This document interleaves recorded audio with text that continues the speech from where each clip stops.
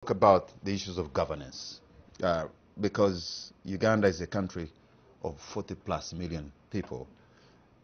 As if you are to be leader of this country, what kind of physical uh, tools would you use to rein in the kind of inflation that we seem to be, raising its ugly head every now and then?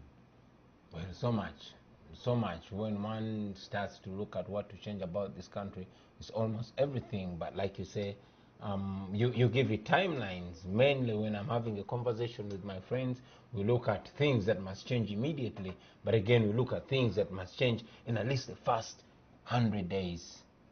If we were to have the blessing to determine the future of this country, some things must change overnight. For example, the impunity must stop immediately. You would not see the Charlie Gonza kind of behavior in our streets. We would move to give absolute and realistic independence to the three arms of government. You would not find the executive interfering with the legislature. You'll see our courts independent. But most importantly, there's some, like you say, practical things that would have to change. For example, immediately we would ban the OTT. Immediately, we know what it means to the people. Immediately, we would, we would repeal the Public Order Management Act, because it's the most unconstitutional law I know. Um, you know, quite a lot of things that we would do. And you think that would enhance Uganda's economy and grow our GDP? Certainly, certainly. It is not the oppressive tax. You've noticed, we had a report recently from The Guardian that more than 2 million people have been knocked off of social media, off the internet. But you know, Uganda being a country of young people, they depend so much on the internet. They depend so much on the social media. That's where they create their jobs, since we are living in a jobless country. But unfortunately, they're being blocked from it. Yeah, but you need to make the young people of Uganda work. The country needs to be productive. We need to be producing things. We would want to hear the alternative policy proposals you'd come with, or what you have in mind that can make this country work and be productive, so that the young people who are in people power, they can wake up today, tomorrow, and they have something to do to add value to their lives and add value to their country. Patrick, if I was just to outline our policy alternatives, it will need a whole program, and probably would need more of my team, because it's not basically me to articulate everything. But most importantly, for a leader and for a president for that matter, is to make sure that those laws work. We're living in a fallacy where we have institutions, but the president creates alternative institutions that are going to, make sure that his impunity and his divisionism keeps happening. That's not what we're looking at right now. For as long as we can know that we are putting first and foremost a stop to that corruption, we are empowering those institutions, then those institutions are going to solve the other problems. Honorable Chagulanyi, yensonga lwaki bamutikira obwa Saabalwanyi amanyi economics, bw'omubuuza fiscal policy, amanyi fiscal policy. Ye fiscal policy tebeera OTT. Fiscal policy yakubulira fiscal policy kyeki, nakubulira Uganda's economy. Bwe twatandikira mu Kampala mwali mu salooni 2, nze ne mwami Bobi Wine Kyagulanyi. We are brothers. We are friends and brothers. So sagala kwogera ku yayogera, because what I know, he did MDD.